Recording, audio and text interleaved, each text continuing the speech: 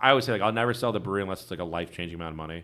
Because, like, at that point, I would just, okay, great, I'll take that, just open another brewery. So, like, fine. But, like, if it was ever, like, if someone's like, hey, we'll give you $1 million for it, I'd be like, no, fuck off. Like, I don't want that. Yeah. If someone's like, hey, here's $15 million for your brewery, I'd be like, yeah, all right, that makes sense.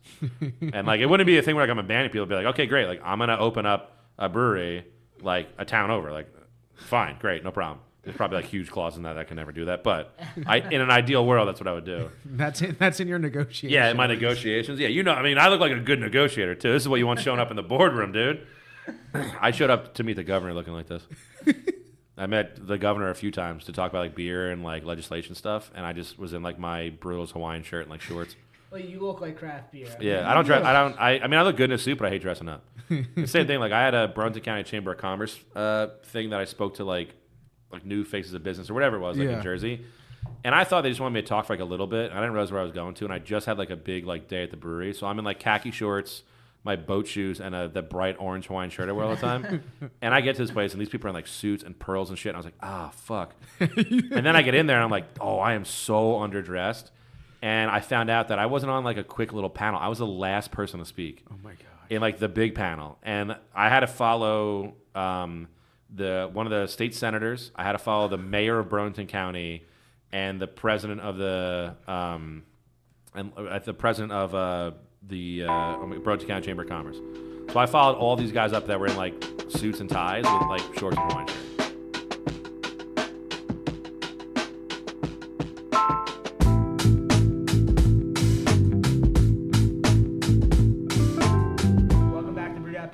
I'm your host, Richie Tevlin, joined as always by Evan Blum, and tonight we have on Jack O'Connell from Dr. Brewlittle's. What's up, fellas? So Dr. Brewlittle's, if you don't know, a brewery in Burlington, New Jersey. Right? Yep. What's the town? Maple Shade. New so Jersey. Burlington County, yep. Yep, so we had Eric Orlando on a couple weeks ago, kind of gave us the introduction to what the Jersey beer scene is like, and you are now our first brewery from New Jersey, so we want to hear from you. That's right. And I just, for the first time, lucky enough to come by your tap room the other day. You gave us a little tour. Yeah. And I knew instantly, like, Evan's been saying, like, we have to have this guy on. Yeah. Since yesterday. Yeah. He said it. Yeah. I came. Since we had the open spot. Yeah. Exactly. Since someone dropped out today, 3 other people said, no, we got to have this guy on. We got you. But, like, instantly, like, 3 minutes after meeting, you're like, this is going to be an electric interview. Like, you are exploding with personality, like, larger than life. This is going to be great. So can you just give us an introduction to start, like, kind of what is Dr. Brewlittle's all about? How do you guys get started? And then, like, kind of what is Dr. Brewlittle's? Yeah, so I guess the easiest thing to do is at the start, I used to work at Mount Laurel Animal Hospital, and that's where I met my friend and now business partner, Chris Torrey. He owns a couple animal hospitals in New Jersey, and then owns actually part owner, like, one in Philadelphia, Art City. So we just kind of became friends with me working there. My original intention was to be a veterinarian. Just really was like 100% committed to it, but not like 1,000. And if you're going to go to like 4 years of med school basically and like do all that stuff, like if I did that, I was going to be a vet. There's no like, well, I spent, $500,000 on school and I went to another 4 years and I did that. Like, I'm not just like, well, I guess I'm going to be like a psychiatrist now. Like you're going to be a vet. So I was like in that field and working at the hospital. I was there for probably like 5 or 6 years, I think.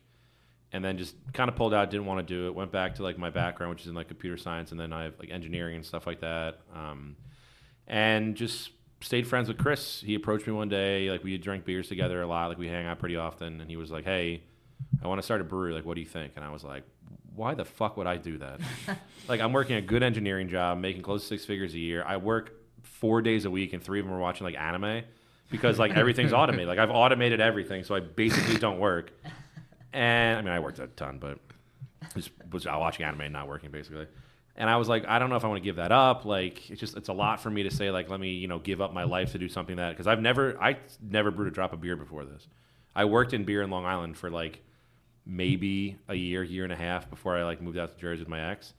So like, I didn't have like a huge background in it. Like, I knew I liked it and I drank a ton, but a lot of it was like just not like super high end craft stuff. So this was all new to me. Mm-hmm. So it was like a huge risk, and I was kind of getting it all set up, and we were looking at buildings, and our original building was actually pulled off from under our feet. It's actually the lot that's next door to us now.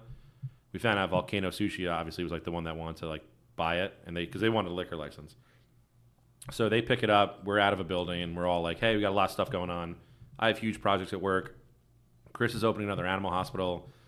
like Jeff, one of our old business partners who I bought out, like him and his brother were opening like a mortgage company. So we all had so much stuff going on. We're like, all right, let's back burner it until the end of this year.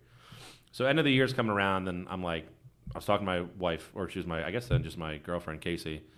And I was like, hey, like I'm half-assing two things. I'm like 1 foot in the brewery game, like 1 foot in work. Like I don't want to commit all this time to the brewery. It's not going to happen. But I also like don't want to take on huge projects at work if I'm going to go do the brewery, because I don't want like a 5-month introductory project and then like, oh, peace out 2 months in. It's kind of a dick move.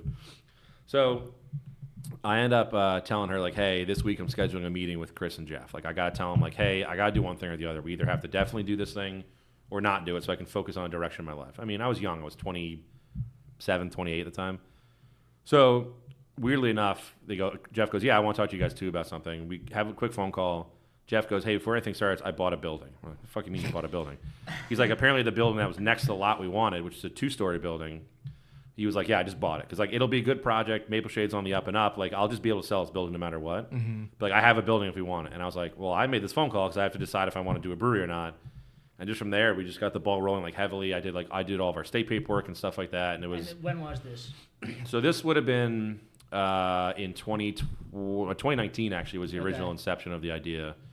And then did all the paperwork, got everything going, started the contract, got the business going, got the pole barn built, like revitalized the inside. And we were slated to open March of 2020.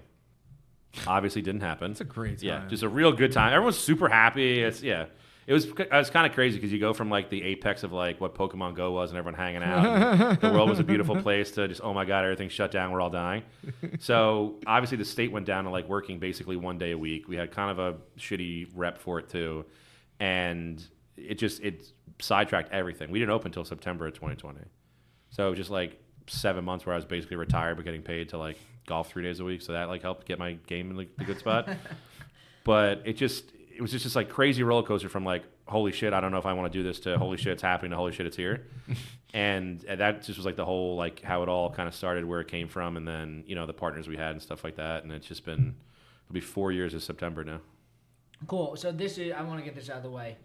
I mean, what came first? The name of the brewery? I mean, so the idea for the brewery came before the name. Okay. So weirdly enough, my wife actually thought of the name for the brewery. Oh, really? So we were in an old condo, and so my mom originally was like, "Are you sure you want to do that? You have these like college degrees, like we paid for. Like, do you really want to like go to do something that you've never done before?" You're like, so I'm still the young, as far as I know, like unless someone speaks up, because I don't think anyone has opened new ones. I'm the youngest in Jersey right now.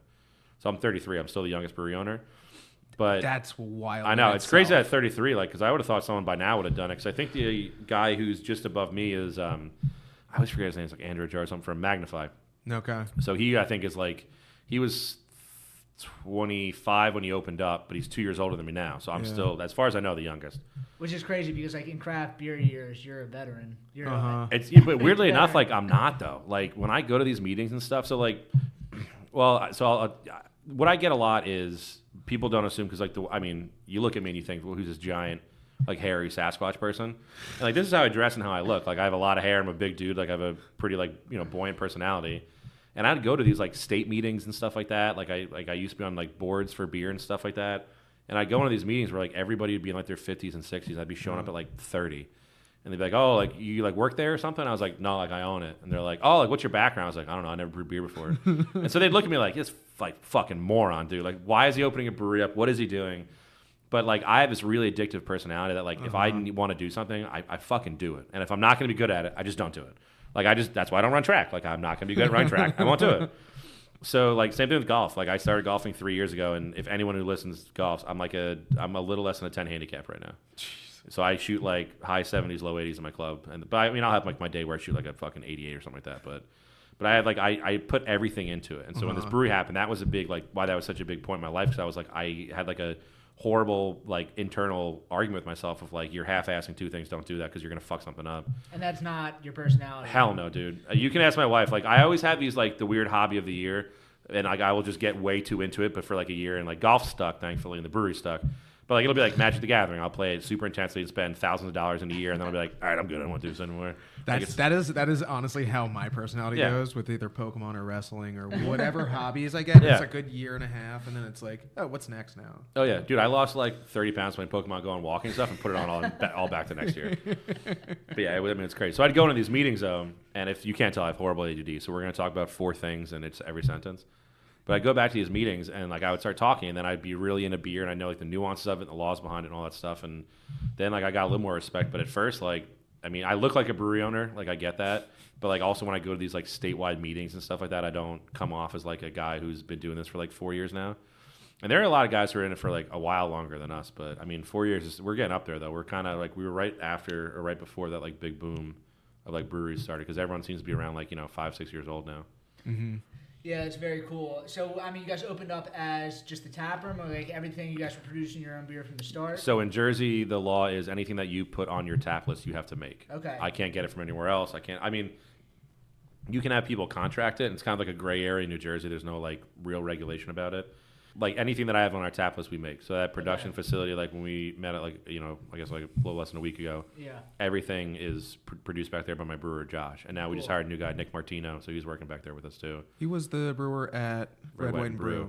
Yeah. So the owners just want to be a little bit more involved with stuff. So they were going to keep him part time, and like he just wanted a full time thing, and it was just really good timing that my sales guy, because now I'm in charge of sales, but my sales guy went to go be the head brewer at Ark, which he's a phenomenal brewer. So I was super happy for him that he got that opportunity.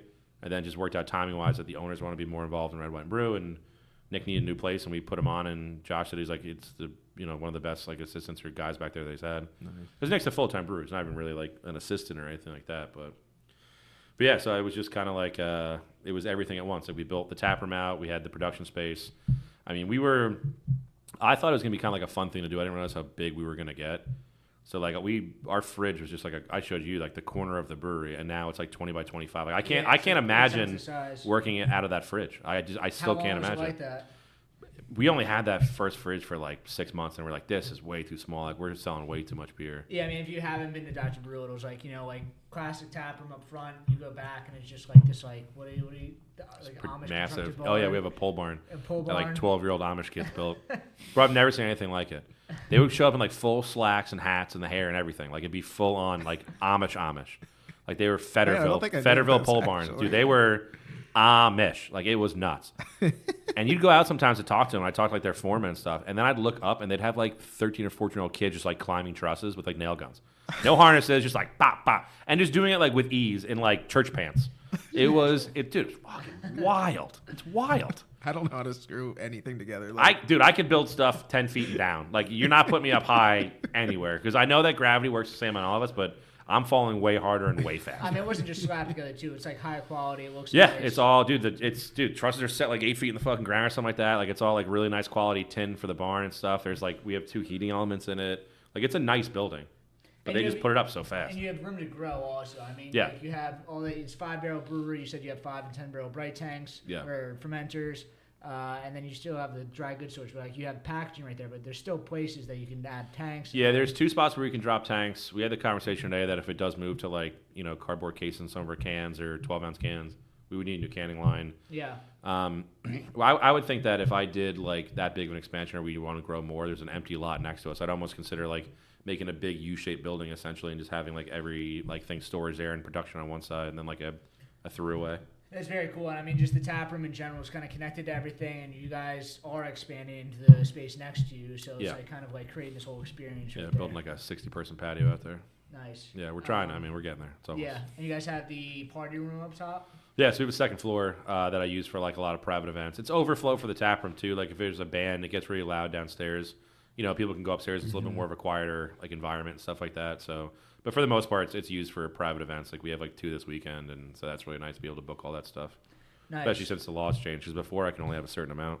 Can you talk about that a little bit? I mean, we had Eric on, and he kind of explained. Eric's a good guy to go to for the laws for stuff. Yeah. Yeah, but like your experience, like you were living it. Like, what was it like going through that transition from like, have you felt like some of the ease on transition? So it's been weird because like being a brew that opened heat of COVID in September, and there was really not many other people that opened around me. So we dealt with not only, it doesn't feel like we ever were like a full brewery. Like it just kind of grew a little bit. Mm-hmm. Because like that same weekend we opened up, when we announced like, hey, we can finally open up, the next day Governor Murphy was like, hey, by the way, Labor Day weekend, 25% capacity in the state, like people can go indoors again. So we were like, that shifts our whole fucking business now. Because we thought we were just going to do like to-go stuff. And then we're like, all right, well, I guess we got to finish out the tap room. So I never like to say there's a silver lining to COVID because it was a fucking horrible thing. But I was able to scale from like 25% to 50 to 75 to 100. So it was like a way easier. A natural transition. It was really easy. So I think I was able to grow quicker and expand quicker because we were able to see like what we needed each stage, not like take a risk that I didn't need of like, hey, let's get, like a bunch more tanks or like that would, I mean, sometimes when you grow too quick, it cripples a brewery. Definitely. Because you can't support it. But we were able to say, okay, no, like we need more because we're getting more people. Okay, we're going to get more people. We need a little bit more. So we kind of grew that way. So that was really good for us. But then we were still in the part of like, laws were a little relaxed during COVID, and then they dropped the hammer for a little bit, being like, nope, you can only have like 25 events per year, and you can only do like 10 outside events, stuff like that. And in my head, I'm like, and it was a state thing because restaurants and bars really thought breweries were going to be a huge risk to their business, and I get it. You pay $500,000 to $1 million for a liquor license, you got to make that money back, but you don't have like huge pieces of equipment that cost you hundreds of thousands of dollars. Like you're spending thousands of dollars on equipment and kitchen stuff. Don't get me wrong. But I spend hundreds of thousands of dollars on my brewing equipment because it's what actually makes my product. And I always say, like, a kitchen cooks, a brewery makes. And I have nothing against, like, bars and restaurants, but, like, you're not creating your product. You're cooking your product. And there's, like, obviously a creative spot to it. But they thought that brews would be a much bigger risk to bars and restaurants. So they have really powerful lobbyists all over the country, but especially in New Jersey. Because New Jersey is a very densely populated state, so there's, like, 4,000 or 5,000 bars and restaurants and 130 breweries. So they thought, well, these people are only paying $1,000 for their license. They're a huge threat to us because they're going to take all this business away from us, and they don't have like a huge upfront cost. What they didn't really think about was I don't have food or liquor. Like there's a whole population that will never go to a brewery because they either don't like beer that much or just want to eat something every time they go out. So the hammer got dropped, and then breweries started like opening up in towns, and like they would revitalize towns. Like restaurants would see more business. Everybody saw more business. I can't think of a town where a brewery moved to it and it was a bad thing. It has never, in my opinion, been a bad thing when a brewery opens up somewhere. It only revitalizes stuff, brings up property value. Like it just does well for the town. So when they started seeing that, they didn't care as much. And then when I was on the board for the New Jersey Brewers Association before, so you talked to Eric before they merged. Yeah. So it's funny because the first meeting I went into, I was we called it me and Zach from Gusto. We're in charge of like technology and stuff like that. So I did like help with the websites. Basically, I was a young nerd, and they were like, "Yeah, you do the tech stuff." And I was like, "All right." But the first meeting I had, I was like, "Yeah, so when are we gonna like get back with like the guild?" And they were like, "No, we don't know if we want it." It was like my first meeting. I said we should do this, and that was 2 years before it happened. And then like it finally happened, and I was on the board as the vice president right before a couple months before the merge, before they had like new board and new elections and stuff. But when we were on that board, we were pushing for reform because we were like, you can't survive if these are the regulations. Like, if I want to say, hey, I want to have a band every night, like, I should be able to pay a band every night to come in and play. Because all that's doing is it's a dumb business decision because you lose a shit ton of money. But in doing that, like, if I sell more beer, I pay more taxes to the state. Like, so paying somebody to come in that probably lives in New Jersey. Yeah, that's also, like, I mean, that's the thing. Is like, the better I do as a business, the more money I'm giving the state. So it never made sense to me while the state was, like, putting regulations on us and, like, for bars and restaurants. And I get that that's such a bigger tax source for them. But at the same time, like, if you just have a chance to make any more money, like, why would you not just make it? Like, it never made sense to me. So then when they lifted all the regulations, we went fucking apeshit. Like, I was like, fuck it, here we go. I have Trivia Tuesdays, Open Mic Thursdays. We do SIPs events, so Save One Pet Sundays, where we do, like, rescue events with people. Music, like, every Friday and Saturday. And we just said, fuck it. Like, we're just going to bring a bunch of people. And so I guess, short story long, when those regulations got there, we went from relaxed regulations during a shitty time in COVID to strict regulations once things started opening up a little bit more, to now lax regulations. I mean, COVID's never going to be done. It's always going to be a thing that's here. But, like, no one really talks about it because you just don't get as much as vaccination and all that stuff. But now, like, we have lax regulations during a normal time. So we went through the absolute roller coaster of regulations and, like, what the brewery was producing and stuff like that. It was crazy. Cool. So, I mean, what have been the biggest differences? I mean, were you guys selling, were you guys primarily taproom based? Yeah, so for the first, we didn't get our canning line until May or June of 2022, I want to say. So everything was sold over the bar. Correct, and we did growlers and crowlers, so that was like our to-go option. And then I was like, I like this, it's nice, but I think if we ever want to do distribution, like really get out there or create a product that lasts longer inside on people's shelves, we got to go with the 4-packs. Because the classic thing about crowlers and growlers, as awesome as they are, you can get anything you want there. I have to be like, hey, make sure you drink this like tomorrow or it's not going to be as good. And we would deal with a lot of like oh yeah, I had your beer. It tastes kind of off. And I was like, oh, when'd you have it? Like, well, we opened it the day we got it, and then I put it in my fridge, and then like I drank like 2 days later. I was like, oh yeah, the beer's oxidized as shit. Like you can't do that. Mm-hmm. But like a 4-pack, they can have a beer and then have another one later, and it's still gonna be closed and fine. So we started as that, and then realized like, hey, like we have a market to do like 4-packs. People are asking for like more stuff to go or like a more sustainable, shelf stable version of this. So let's get a canning line, and then we were able to naturally grow in a canning line, and then. Because it was, like I said, it was all taproom stuff before that. And then as we got the canning line, we kind of said, all right, let's see if we can get like maybe some kegs or cans in like bars and restaurants and liquor stores. And that slowly grew. And I just took it over a few weeks ago and signed like, 15 new people. But so it's, like I said, it's just been like really natural growth. It went from, okay, let's get the taproom to be really good and get our beer really good. Okay, now we can grow into a canning line. Let's find a really good canning line, like one of the best that they make. There's only one other spot in New Jersey, maybe 2 now that have it. What is it? It's a Gosling. Cool, yep. So Wild Goose canning line, we have their Gosling. It's awesome. It's fucking really, really good. Zeds was the first one to have it. We were the second, and I think someone else in New Jersey just got one. I forget who it is. It might be Kings Road has a Gosling. Okay. Maybe not Gosling, but a Wild Goose line. So it's the same thing where it was like we were able to naturally progress through growth. I didn't overextend myself with everything. So I could get the taproom really good to getting distribution decently good. And then like maybe getting like a restaurant really good. Like so we're able to kind of chop it up into certain sections. So your restaurant, are you guys serving food or is that just kind of like on the table? It's on the table for sure. It's something that me and Chris have visited a few times. He actually wanted to start as a brew pub in the beginning. He wanted a restaurant. Really? Yeah. But I told him I was like, it's a lot more work. And I put in my minimum weeks there 50, 60 hours. Like I put in a lot of work in that place, especially now it's sales. Like I think it was kind of funny. Like my wife just went to the beach. She's going to the beach tonight. I think in the last 2 days I've seen her for like 4 or 5 hours, not including like just going to bed, because we're both like super busy. But this keeps me really busy. And excuse me. But when we like first started doing it, like he was like, I kind of want to do a brew pub, and I was like, the curse of the brew pub is that they always have decent beer and decent food. It's never holy shit, this place's beer is so good, and also they have a great cook. It's always like we open at the same time. You never have really time to like hone in on one. If you do, the other really suffers. And that can kill a place like that. If like you have really good beer and shitty food, no one will eat. They're just going to drink. They're never going to go there again.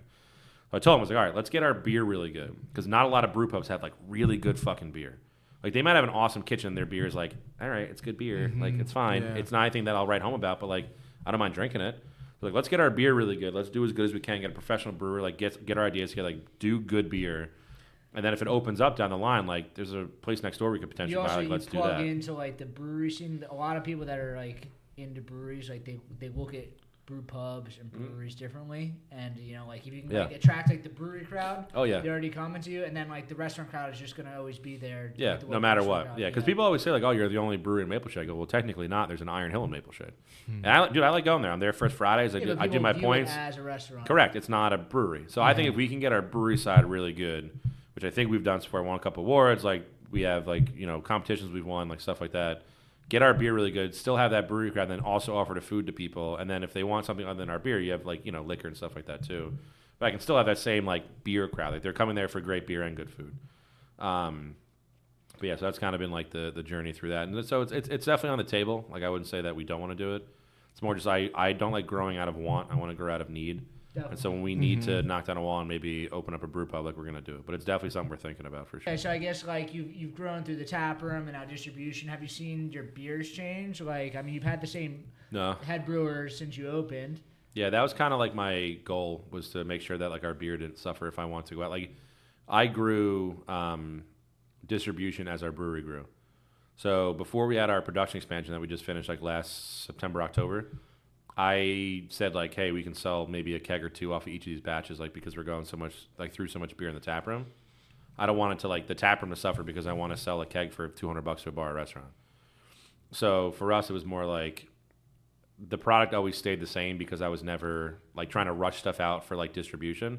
I always just took what I could off of what we were making, like to the highest quality that I could get it at. I guess what I meant was like the spread of like the styles of beer. Like you guys start off. You guys basically brew everything all one. No, we've always been a big variety thing, just because there's so many different types of beer out there. Like, why limit yourself to like, hey, we just want to do IPAs? Because there are a lot of breweries out there that just do IPAs, and I'm not saying they're bad IPAs, but if I go somewhere and I get like a flight, I don't want to go through 3 flights of all IPAs and have like honestly 60% of them taste the fucking same. Because I have a good palate, I know that, but like at the end of the day, you have 5 IPAs that have Citra and one other hop in it. Like you're gonna taste a Citra, it's gonna taste like that. It's just gonna be that.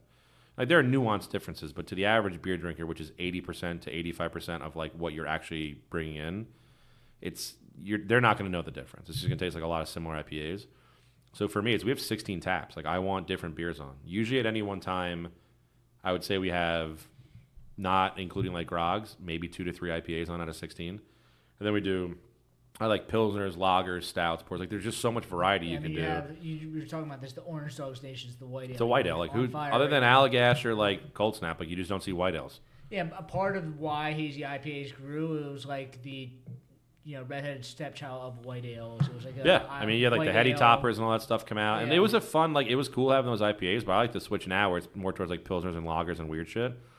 So like I'd rather have with 16 taps only 2 or 3 IPAs because I'm not a hype brewery and I know that. I'm a brewery in a blue collar town that wants to make beer approachable for everybody. Mm-hmm. I don't give a shit if my beer sells out in like 20 minutes and it's cool and I make a bunch of money and everyone like all like the hopheads grab. Like I don't give a fuck about that. My big thing was always I modeled the brewery and how we did things after my dad, weirdly enough. So my dad was always like a Mick Ultra drinker, like Coors Light, like stuff like that. And there's nothing wrong with that. Like I still pound PBRs.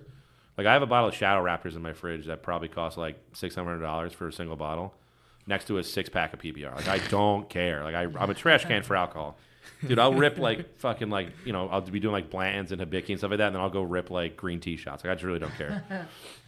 But I modeled after my dad because I was always like, how do you get that? Like those are the people who drink a lot of beer. Craft beer drinkers drink beer, but they don't drink 10 beers at a time. They're drinking 2 or 3, having a nice time. That's awesome. But how do you kind of get the guy that wants like 5 or 6 light beers? I want some competitive drinkers. Exactly. I mean, that's how we won the competition with this thing. I just brought out a bunch of drunk space. I'll tell you that in a sec. But so it was like, what beer would my dad like? And so we made like an American Pilsner and an Amber Lager and like light, like shower beers basically. Like you have a hot day mowing the lawn, you can like crank back a 4% IPA or Pilsner in the shower instead of drinking a 7% IPA. They're golf beers. And so then like that's kind of what my dad was like he tried craft beer at the time, like when Long Island was around and stuff like that. And like I grew up 6 minutes from Bluepoint Brewing. So I went through their old facility, their new one after like Anheuser bought them and stuff. And he went from like being like, I don't like craft beer because it was all IPAs at the time to like, hey, Dad, try like this Pilsner or this lager. And now like every party I come to, like he asks me to bring beer and I bring these light beers and he fucking loves them. And now he does drink some IPAs once in a while because he's like developed the palate for craft. And that's kind of how we modeled it was I wanted beer for everybody, not just for like beer drinkers. It's good. Like instead of like, like how do we attract the average beer drinker? Mm-hmm. You take something specific that's just like in your target market and you're like, I'm targeting you specifically. Yeah. And I'm sure there's a lot of other things. If you just hit that target, there's a lot of other things that are around there. Yeah. If you can create a craft beer drinker, that's a beer drinker for life. Like, because that's someone who's already drinking a ton. Like, that's kind of what we model it after is who do I have that can drink like 10 beers? That's really, Sick of your POS system being a POS? POS Specialists, powered by Heartland, have been the experts in cutting-edge POS technology for over 20 years. But they're not scriptwriters, so they let AI write their script. Thirsty for a delicious deal? Feast your eyes on our tastefully crafted point-of-sale system.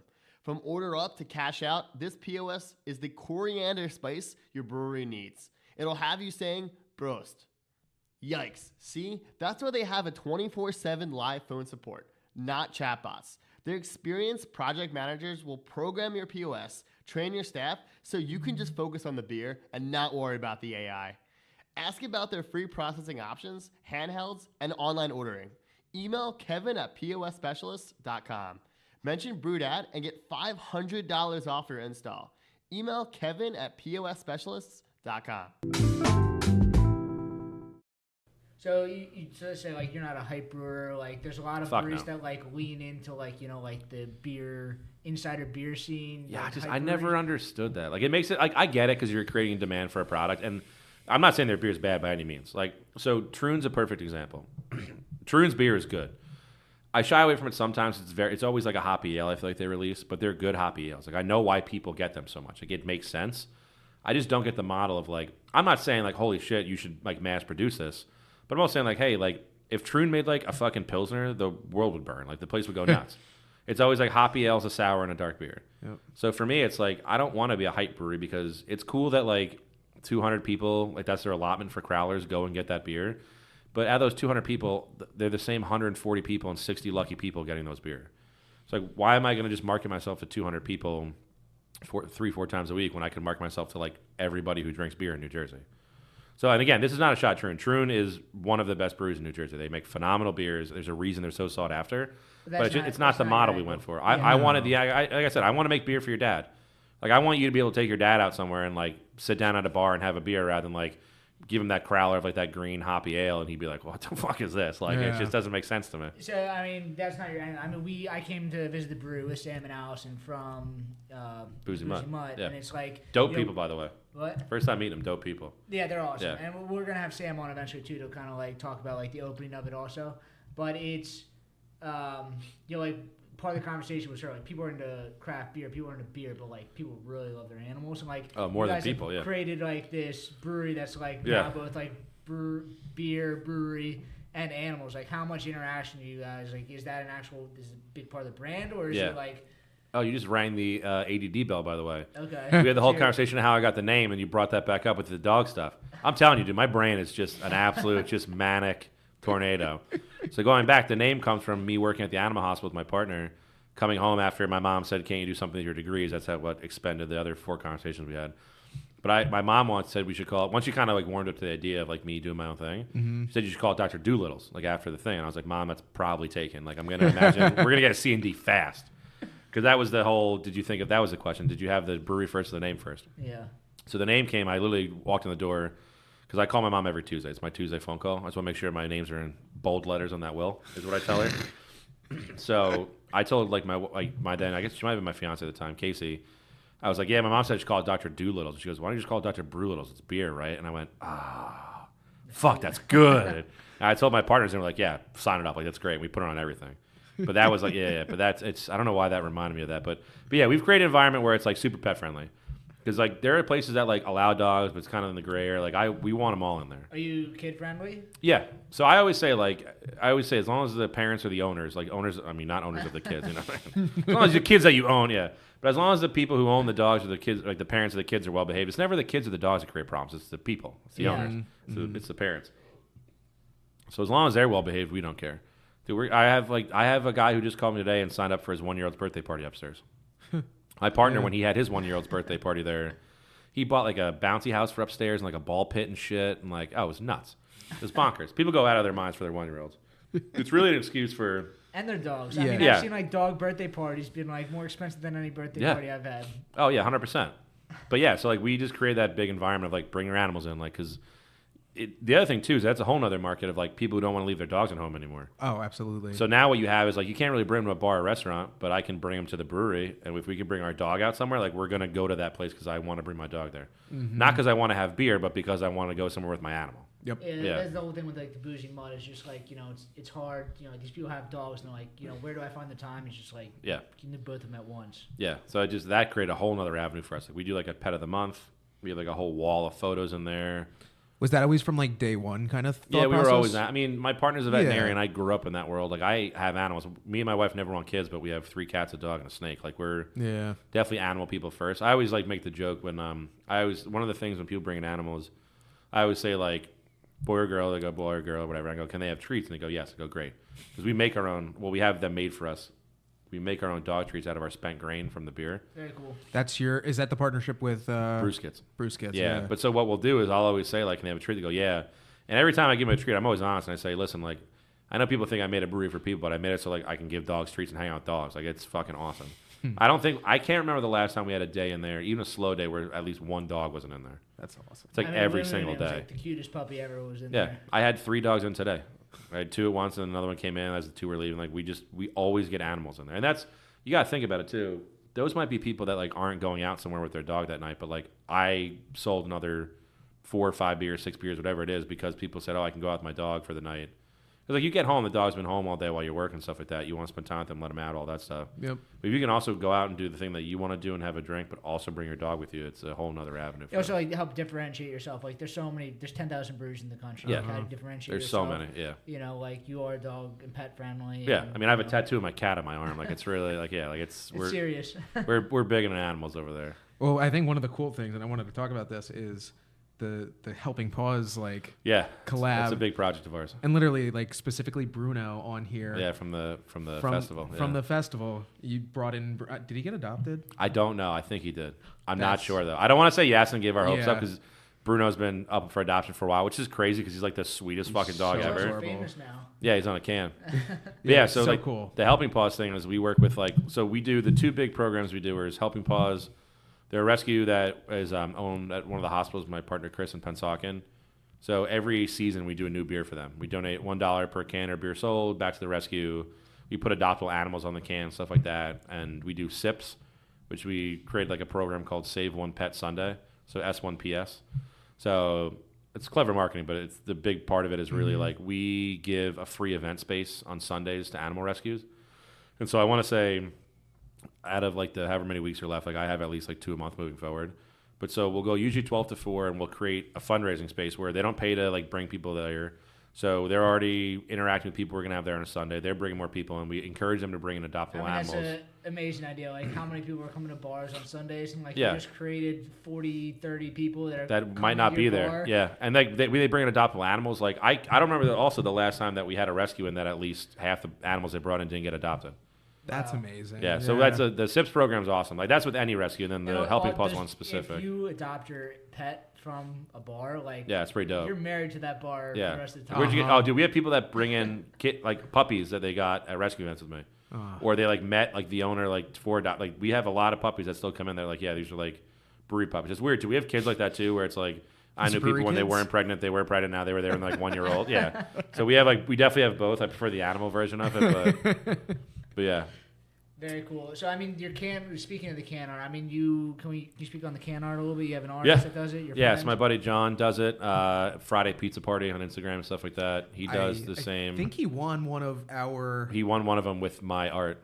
Yeah. I want to say it was with Groggs or Shorehome. I forget which one he used. I think it might have been Shorehome. But when you guys like the art competition stuff like that, he won with one of our labels. That's sick. So my buddy John does all the art for us just because it's nice having a theme. He's also like a sick artist. So he just does everything. He also does Axe and Arrow and Glassboro. He does their can art. But he's so good that he can create like you see similar artistic strokes in everything he does.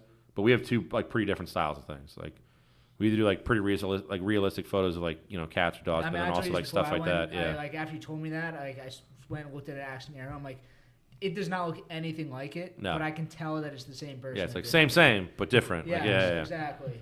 Is this photo a photo that you guys took and put? Sort because of. that's you, right? Like, so sort of.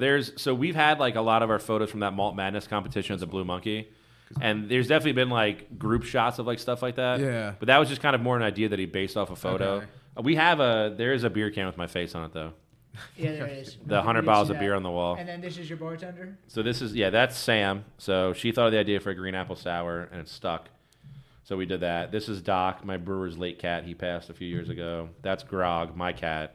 And then Maple Shade Lager has the front of our building on it. If you look, it has the windows and everything. Oh, yeah, that's cool. So we want to create like a postcard. Yeah. Are we allowed to drink these beers that are here? Yeah. I felt bad being like. Oh, no. I also, because I drink quick, and I was like, let's drink another one. Grab. I'll just slam a Doc on. That's fine. It's a Monday night. I don't have a job. You do have a job. Your job is to maybe pour a little bit better, but that's Everyone likes quarter beer and 3/4 head on there. That's You gotta have a strong head. Mm-hmm. Man's head game's strongest in the business right now. Yes. Cool. So you guys just not rented? You guys are buying the property next to you. So we own both. Okay. Cool. So we have Dr. Brew. Also, crazy loophole for business owners. You can create an LLC as a real estate LLC and buy your own building and pay yourself rent as a tax write-off. Totally legal and legitimate thing to do. Insane to me. Wild move. But so we have Dr. Brewlittle's real estate, Dr. Brewlittle's beer, so we own their buildings. As essentially like separate LLCs and then Yep. Mm-hmm. But like we own those buildings because it's a big thing for us. Yeah, that's right. Write that down. We own the building because I wanted to be able to like knock down walls when I wanted to do all this shit. So I'm very fortunate to have Chris as my partner because he's doing very well for himself in life. Awesome family man. Just had another kid. Wonderful wife. Like great family. And we've been able to put money into this place because of the life that he's created for himself. And we are growing at a much quicker rate than a lot of other places would. Where you see some of these places that like will just never get above a 3-barrel system. Like we went from basically immediately to a 5 into owning the building, into creating this production space, into buying next door, into getting the canning line. Like we skipped a lot of years. If you're not growing and pushing, it's just like you have to be some sort of special creative to like be able to it was still not out of want. Like I stand by the out of need, not out of want. And like the problem is like you might need to do something, but you don't have the funding to do it. Definitely. So for us, like I've been very fortunate to have Chris in my life and like create this. I mean, this is my livelihood, like basically to create a life for me.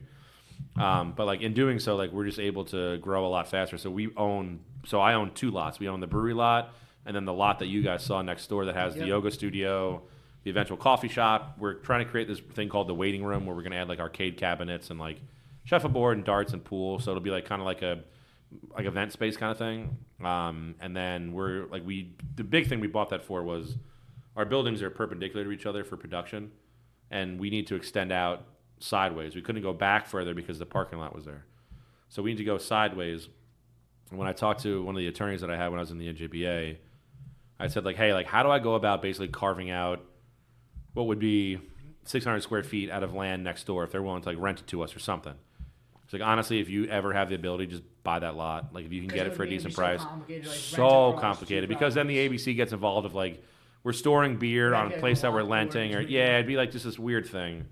So again, I was fortunate to have Chris where we were able to buy the lot next door, and now we just own both buildings. So once we get those tenants, I mean, the yoga studio is still there, but once we get in the coffee and the eventual, like, the arcade, like the waiting room we'll have like 3 tenants that'll like, push to the real estate side of things, which is and nice. You have that trailer out back, it's going to be the outside bar. Yeah. So we bought Chris loves auctions and Facebook Marketplace, which is crazy because you can just buy the world, it feels like sometimes.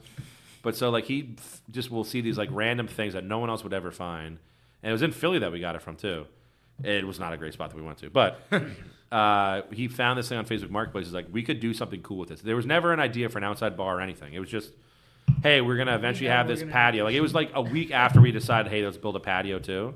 And he's like, we could do something cool with this. And I was like, fuck it. I mean, we bought that thing for like, I think it was like $4 or $5 grand or something like that. Like it wasn't super expensive, but it's a big seed crate. You see like shipping container that's covered in like wood slats. And then it's 8 by 20 and one of the 20-foot sides folds down. So the whole inside's open. It was used for the Harley Davidson show on History Channel. And it would be used like a showpiece to like transport bikes and open up and like see the bikes and stuff. So and we're gonna all labeled like as Discovery Channel, Harley Davidson. Yeah. So I might want to try to keep some of it and be like, hey, Discovery Channel, like look, we have a thing, like it'd be neat. You should like that. I know. Yeah, that's sick. But the front folds down. We're building a bar inside, so we'll have like a seasonal outside bar in that patio that like, you can just get beers out while you're outside and shit like that. Oh, that's so cool. Yeah. So that thing's gonna be dope.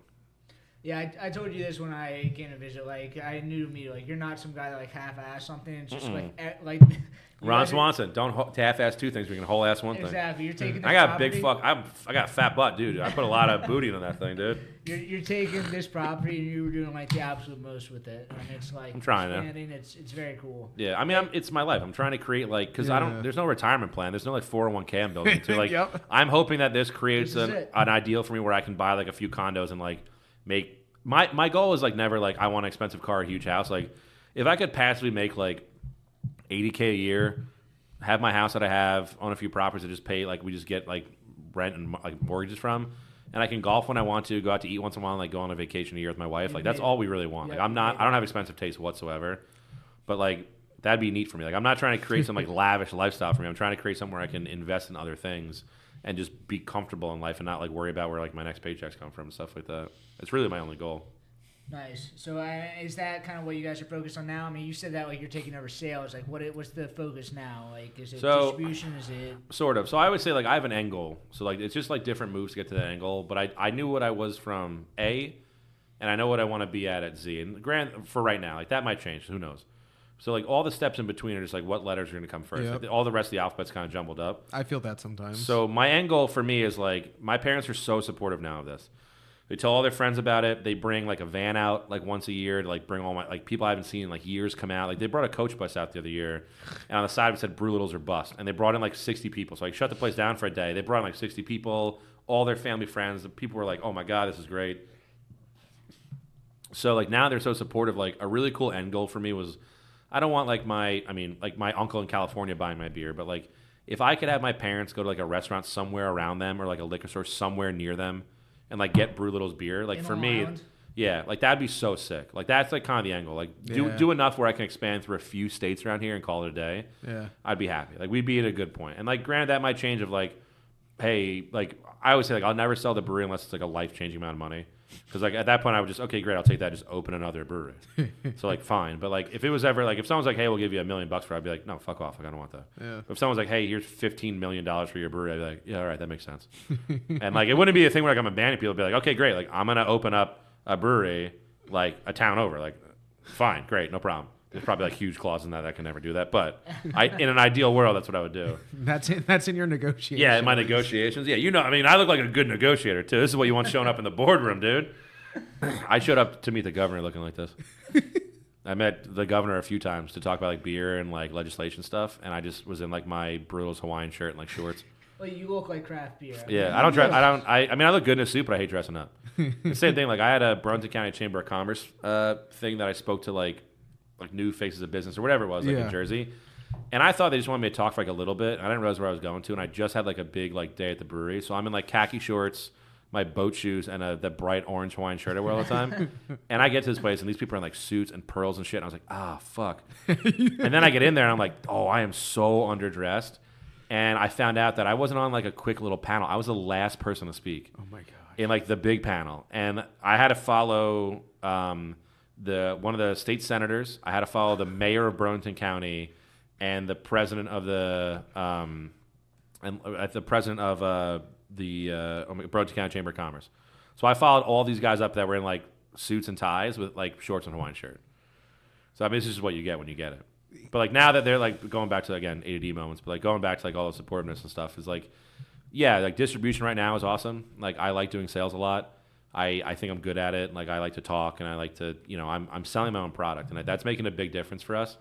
Like we're getting people that are like, oh, you're a sales guy for Brewlittle's, right? And I go, no, like that's my brewery. And they go, you're delivering your beer, you're selling your own beer. I go, yeah, why wouldn't I? Like I believe in my product. I'm not just gonna like, you know, yeah, I could pay someone else to do it, but for me, it's about like really backing the thing that you're behind. And I'm starting to see a lot of people like really respect that of like, well, if the owner's coming out to sell me his beer and the owner's the one delivering it on Thursday, then like this is a product that like they really can stand behind. Yeah. And so like that right now is our focus. Like we're growing the tap room, we're doing that kind of stuff, and I'm growing distribution. And maybe next year we pull back on distribution, focus on the brew pub stuff, and maybe the brew pub doesn't happen, and I buy a bigger production facility, and now we're all over Jersey and Pennsylvania.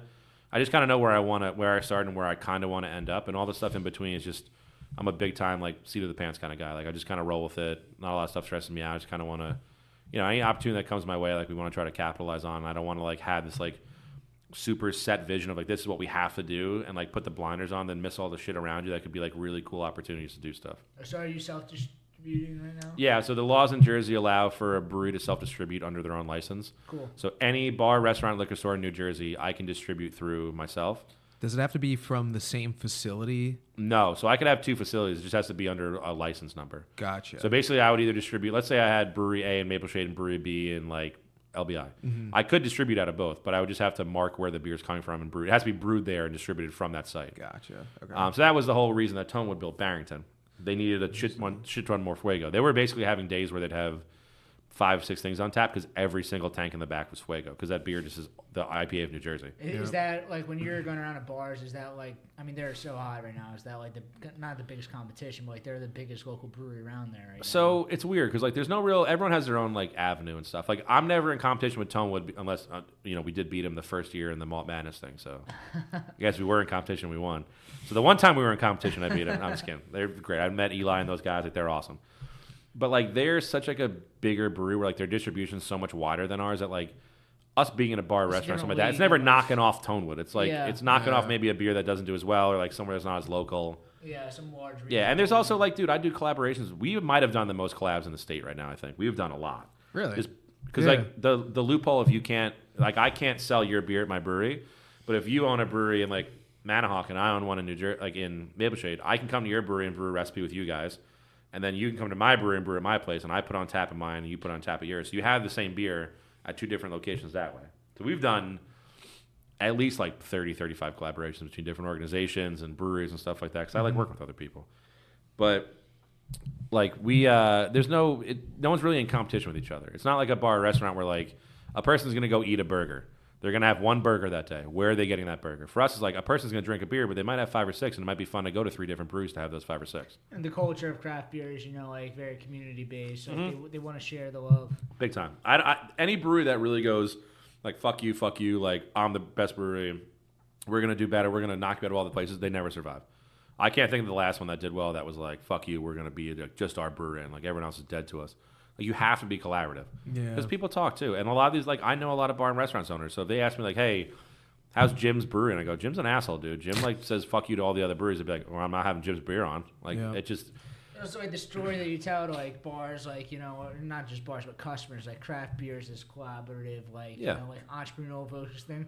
If, like, the random wrench you throw in there is like, this dude's a dick to everybody, it's like... No one's going to want to deal with it. I don't want to be involved in this Exactly, yeah. And the thing is, like, I don't think about this a lot either. Oh, God, beer just really just comes up on it. Yeah, drink my beer, you burp bunch. So, I mean, and we're very highly carbonated. But, like, I'll go out, and I'll be at a bar or restaurant. So my wife always says, like, I'm a great date and a horrible date.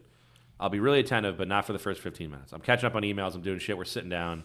And it's like a joke, and I'm starting to see it as a real reality that people call me like a local celebrity. Because every time we go out somewhere near where the brewery is, people go like, oh, Dr. Brewlittle's, or like, oh, Jack, or oh, Doctor, or a brew guy, or beer guy. Like, I don't remember the last time we went out to dinner and someone was like, oh, what's up, dude? And like, would just know me. And I feel bad. Like, I don't remember everybody because there's just so many people you meet. But we would just go out and people would be like, oh, shit, like, Dr. Brewlittle's, man. Like, your fucking beer's great. I'm like, oh, thanks, man. I really appreciate that. And my wife would go like, how do you know these people? And I go, one, I don't really, but I'm like the face of the brewery. And like, I probably see them in passing. But two, it's like, because of that like local atmosphere and like collaboration, there's people that own bars and restaurants that have drank my beer at my brewery that I don't know about. Or there's people that live by that bar and restaurant that have drank my beer that asked for it somewhere else. So you don't realize, even though there's so many people and so densely populated in New Jersey, about how small of a world Jersey really is. Like, you're only really a stone's throw or 2 stones away from someone who knows someone who drank your beer. It's so many people, but you make it small. By everywhere I go, like, I don't even think about the fact that I could be driving by 30 people on 295 that all love Dr. Brewlittle. It's like, you don't think about that shit until you do. Mm-hmm. And that's why I always try to have this like really good environment of like, hey, like, I like our beer, but every time we have a competition or make a post, like, it's not me just fluffing it up. Like, I do think that New Jersey has some radical fucking breweries in it. And I really don't know many that are like not great or like assholes to people. So every time that we do something, like, I like to showcase other breweries. Like, when we did the Malt Madness thing, like, every single post we had, I either tagged the competition we were with, tagged people that were in it. Like, I just like New Jersey beer as a whole.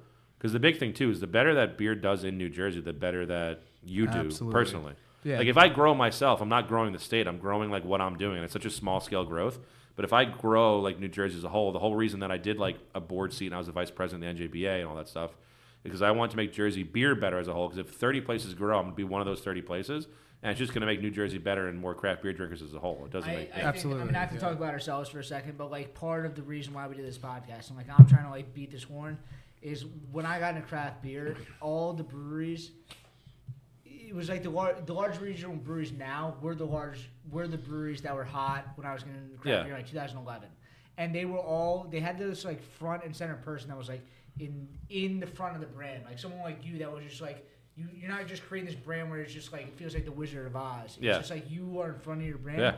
And part of this is like taking these people that are in the industry and like forcing them, like, you are already you. But a lot of people, like, there's a lot of breweries that like don't have you don't know the owner. Face. And like, we can take it with all this production equipment. There's a lot of production equipment too. Like, you know, this camera's going to add like 40 pounds. Exactly. Cast it onto Instagram and just be like, creating this for craft beer. Like, we need more people like you in craft beer to kind of like not local celebrity. Yes, you said local celebrity. The mayor of Maple Shade, Exactly. It's like I think craft beer kind of needs more like that for people to kind of connect to it. Well, I do it too because I want to hear the bad shit. Like, if you had a bad experience with my beer, like, I want to know about it because I'll fix that shit personally. I had a terrible time last. Yeah. All right. Good. Yeah. I'm not gonna fix yours. Fuck you. You're dead to me. Podcast is over. Yeah. Start breaking $1,000 of equipment. Peel out of your garage. But my thing is, like, I've had people when we did crowlers where like, hey, I got a crowler from you, and open it 2 days later, it was skunked. And I'm like, come in for a new crowler. Yeah. Like, tell me when things are bad. Like, I want to be able to fix stuff because there's a lot of breweries that, like, I won't name names, but there were breweries in New Jersey that, like, Untapped sucks. Untapped is a shitty app. Untapped sucks. It's really good for menu management. It's a great platform for the, like, administrative side of breweries.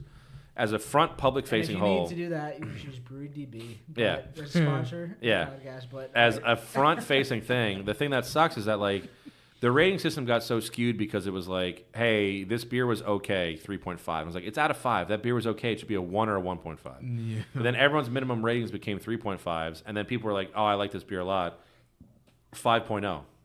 But they'd have 40 5.0s. I'm like, that's not what a perfect beer is. You get maybe 10 of those in your life. You want to give it a 4.5, 4.75, fine, because there had to be a little something wrong that if that beer doesn't give you a fucking hard on, like you should not give it a 5, like a 5 star. And so the thing that we got was like we would get all these like people rating stuff and going off these ratings, and it would just like it just skews things so much. But from that public facing side, if I see a beer that we have that's like a 2.5, there's something wrong with that fucking beer. Like whether or not I love it or I think it's the best beer that the brewery ever made, there's something inherently wrong with that beer because it can't be like I get the skewed version of like, hey, this beer might be a 4.25 because we had a limited keg of it, and out of 100 ratings, one person took out their phone when they got a flight and said, I don't like dark beers. One, why the fuck did you get a dark beer then? And two, why did you go through the effort of rating it? That's besides the point. But you would get like a few hundred ratings. If your beer's a 2.5, like there's something wrong with that beer. Well, you shouldn't keep that on. It might not be the beer. It might be the marketing. It might be the way that like it's like a different style than what you're saying. But the thing with Untapped though is that like people's average ratings are 3.5. So if they're going out of their way to give like a lower rating, it's a bad beer. But you'd have these breweries that would like not pay attention to that and like not move stuff around. Like we've never had a beer rated less than like 3.5, 3.75, whatever it is. And I love that wheelhouse that we're in. Like we're a perfect craft beer thing. We're in like the top like 15, 20% New Jersey. Like I love that. But like they would never focus on the bad shit. And like I've had beers that we've put out as experimental batches and seen the same like bad comment 4 times. And I've known 2 of them, and I've been like, hey, like, why'd you leave that comment? Not like, hey, why the fuck did you leave? But like, hey, like, what can I do to change that? And they've given me notes, and I've taken those notes, and the next batch of that beer that we had was just all positive ratings. It's like, I want to hear the negative shit. Like, I put my face up there because it's cool to, like, my face is on a billboard in New Jersey. That's really fun. Is it really? 100%. It's a really good picture of me, too. It makes me actually look attractive. For Dr. Brewlittle's? Yeah. So it's like, there's a picture that I always use for, like, photos for stuff. You probably seen the one of me holding the keg. Yeah. And I always say it was full. It definitely was full. On your website, I will say. Yeah. I will tell you your that's website. my picture. And you just like all the other, everyone looked great on the website, but the picture you I look majestic right as in the middle, fuck, you dude. look super majestic. I look really good, and that's the best photo. There's one other photo that's close, but that's the best photo I've ever fucking taken. Period. I made a note of it today. Yeah. If you haven't been on the website, like don't even look at my tablets. Just look at me and send me a compliment. You know what? We're gonna put that right here. Yeah. Honestly, you look at my website and you email me a nice photo, I'll give you a fucking free beer the next time you come in. But I put my face there because like it's cool to see like me on a billboard or like me on a podcast picture or like an interview and stuff like that. But it's also there because I want people to know who they can come to when they either want to say something great or say something shitty. Mm-hmm. Like there should be an avenue for that where it's like not just an owner hiding behind like bar staff or like a logo. Like I want just as much as my logo is my logo, my face is my brand. Mm-hmm. So if you see me walking around and you go, Dr. Brewlittle's, I had your fucking beer, I didn't love it. Tell me why. Like I'll take. I'm never gonna be like, no, my beer's the best ever. Like Michael Jordan did. There's always somebody better than you. I'm never gonna think we're the best ever, no matter how many awards we win, what we do, the scale of the size, the scope of stuff. Like we're never the best. But I want people to know that like my face is there for good stuff and for bad stuff. That's why people love craft beer. I mean, the flavor's there, the quality is there, but people really truly love craft beer because they can reach out and touch the product and like realize that it's a real thing that's made locally. Yeah, I mean, you guys were in the production facility. Like my grain was like you could slap the bag of it. Like it's not like I'm like shipping it or stuff. Like it's there. Nice, dude. It's a hearty slap too. It's a good one. It'll hurt your hand if you hit it too hard. But yeah, I mean that's how I run stuff. I don't know. I try to be approachable to people. And that's like a super old school mentality now because that's like Sam Calzione sort of delivering beer type of deal, you know, like. I'm so surprised that it shocks people, but I'm like, I get like the draw of it's cool to talk to the owner or the producer of the beer. But like for me, I'm not taking over sales because like I want to like, oh man, like if I take this over, people will buy my beer because of that. That was never the first thing. The first thing for me was I'm taking over sales because like dude, this is my fucking life. Mm-hmm. Like if I can't support this and showcase it and like tell you everything about it and like all that stuff, what the fuck am I doing here? Yeah, who can? Like if I don't believe in a product, like if the person who owns the business of the product doesn't believe in it, then no one under me is gonna have the same fucking like you know like want to like say how good that product is. Mm-hmm. So that's kind of why I do it. Very cool. So I guess what do you guys have in store next? I mean, like we're kind of wrapping up time wise, but like do you guys have like? I mean, I got 5 hours if you want. I don't give a shit. I'm in Philly forever. I parked here, so I got to stay here overnight now. Fucking Philadelphia. I mean, I love it. It's great. We're gonna put beer here soon. Please buy it.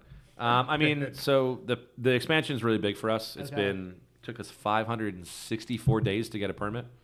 Dang. Yeah, it was a long time. Is that just like construction government issues, or that anything to do sort of? The township's really good, but they went through like 4 different engineers. So like our escrow was like $35,000-$40,000, something like that, because like they would have a new engineering firm look at it every like 4 months. So that crushed us. That sucked. So now that we're finally starting it, like we're getting the patio going. Hopefully soon we're gonna have the other business next door, which would be nice for Main Street. So that's definitely our focus right now. I'm like putting a lot of time and effort into distro. Like I'm bringing like I had like one day where I saw like 42 different accounts. I got on the road like 10:30, 11 o'clock, and I got to my last account like 7:15. And I was like, I might not see the person, but I was like, fuck it, like if I can drop a 4-pack in a sales list, and I like my last account, I saw the guy and he signed with us because I was like, he's like, you're here at like 7 o'clock at night. I was like, yeah, sorry, I know it's a little bit late, but like I'm in the air, I'm finishing up my routes. He's like, no, like you're here. If I'm here at 7 o'clock at night and you're here at 7 o'clock at night, it means you're just working as hard as I am. I was like, yeah, pretty much. So I signed that account to pick up beer from us because I just was like, I had the day and the time to do it.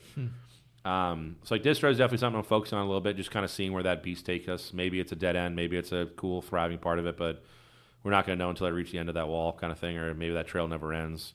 We're looking to definitely expand a little bit more where we're at right now.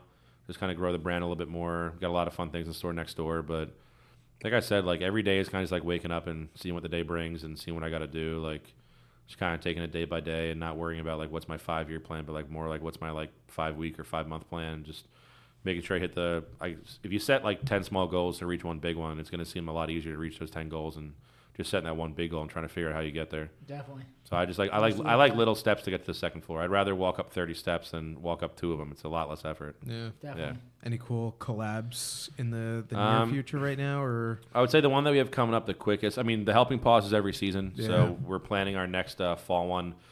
Oh, Josh told me what we're doing, and I forgot what we're doing, which sucks. I'm pretty sure it's a pretty damn cool one for the fall.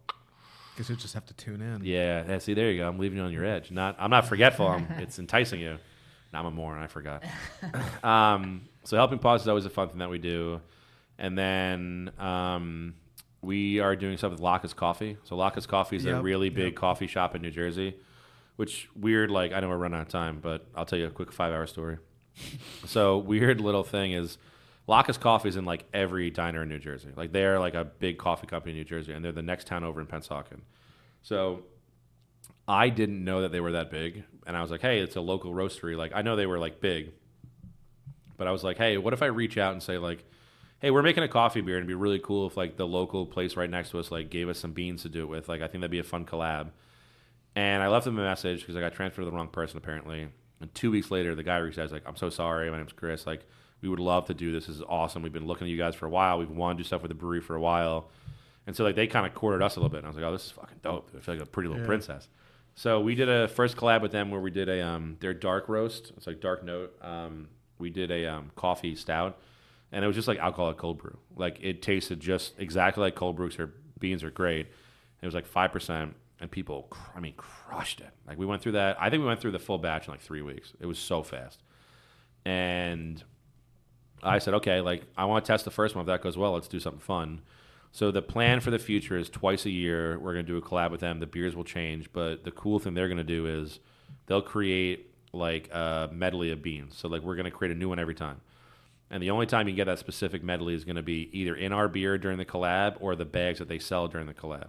So it'll be like specific to that like one collaboration, and then once it's done, like that mixture might never ever come back. Yeah, it's almost like the bags that they sell when they're operating as a business is almost like the same thing as like you selling a can. Yeah. So they'll do like a collab with this, and John made a sick label for that too.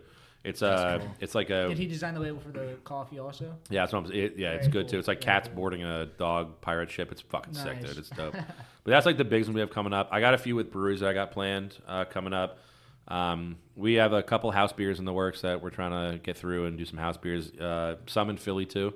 So we're working on a couple places just in Philly to try to get us out here and start some Philly distribution. I'm hoping for like maybe by the spring of next year you see us in a few accounts out here. But Nice. it's a whole nother beast, and then you're dealing with like a distributor and all that stuff. But luckily my brother-in-law works at 31st and Wharton, so I kind of have a pretty big aim with like an Auriglio company, which is nice. But Yeah, very cool. yeah, one thing at a time though. Kind of the same thing, like 10 small steps instead of 2 big ones. So we're just kind of taking the journey as it goes.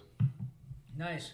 Sweet. Yeah, well, thank you for coming on. Hell yeah, thanks for having me. I gotta say, like, I don't feel like you guys get enough credit for this kind of shit. This isn't me buttering you up. Like, I really don't care enough to, not that I don't care enough to butter you up, but like, Butter me up. yeah, butter that biscuit. But like, it's fun, like, when I get to do this, because there's not a lot of people like on that side of things, like the other side of the table. Like, there's plenty of me's that you can talk to where it's like brewery owners, bars, restaurants. There's a lot of that out there. There's not a lot of people like putting in the time and effort to find all those people interview them, highlight the industry. So I always like to say, like, when I do podcasts and stuff like that, like, I'm more gracious for you guys putting it on than like me being on, because it's a lot of fucking work to like go out there and find people and talk to them and like make it different every time you do it. Because like for me, it's like I do this once, maybe I see you guys again like months and we do another one, but for you guys, it has to be different every single time. You have to like cater it towards that person, so it's a lot of fucking work. So I appreciate you guys doing that. Like I said, I mean, it's there's a lot of personalities out there. Yeah. There's a lot of amazing people. You're awesome, and like getting to showcase you is very easy. It's like like we put this together, and then it's like it's not like each and every time like we're reinventing the wheel. Like we've created this environment, and we can kind of create. Bring people like you on here, and it's just well, it helps you gave me the script, and we rehearsed this for like 2 months before. It really, yeah. No, and I mean, like Jack, like we've been working together for a minute now. Yeah, so, wow, like, yeah.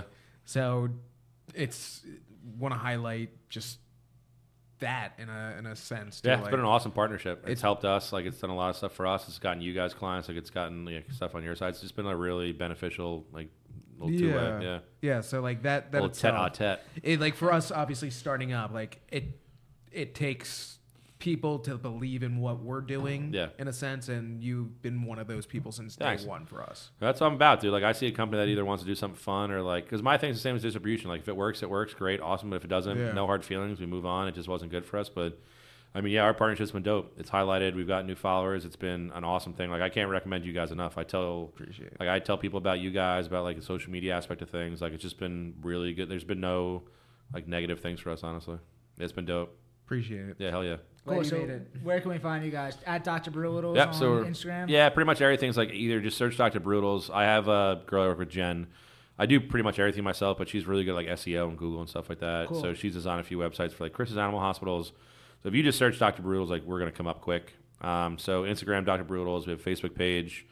I always say like, I don't care if you follow us on Untap. If you ever have like questions about like what we have on tap next or what we have coming up or beers that we've done, Untap's a good thing. Our website has everything on it, from our calendar of events for the trivia and the open mic and all the music we have on the weekends, the SIPS program. Amazing picture of you. I left amazing picture of me if you need a little material at home to help you guys out. I left. We had a Dungeons and Dragons event tonight, and I played for like an hour, then left a little early to come do the podcast and stuff like that. But we do like D&D, we do video game tournaments every other week. Like we do a lot of shit, so you can find that calendar on there. The website's just a good piece of information. But yeah, we're at Maple Shade, New Jersey on Main Street, 108 East Main Street. And I always tell people too, like being the face of the business, the Instagram, the Facebook, the contact form, the website, the email, it's all just me. Like you email or drop a line, do anything, like you're going to talk to me. So if you ever want to chat, tell me about your day or have any beer questions, like anywhere you reach out, it's unfortunately going to be me. Nice. Well, thank you again for coming on. Thanks for having me. Yeah, fuck yeah, dude. Thank you again. It was awesome. Of course. Yeah, it was a lot of fun. So you can follow us at BrewedAt or at the BrewedAt podcast. And we'll see you guys in 2 weeks. Yeah, let's get hammered. All right, great.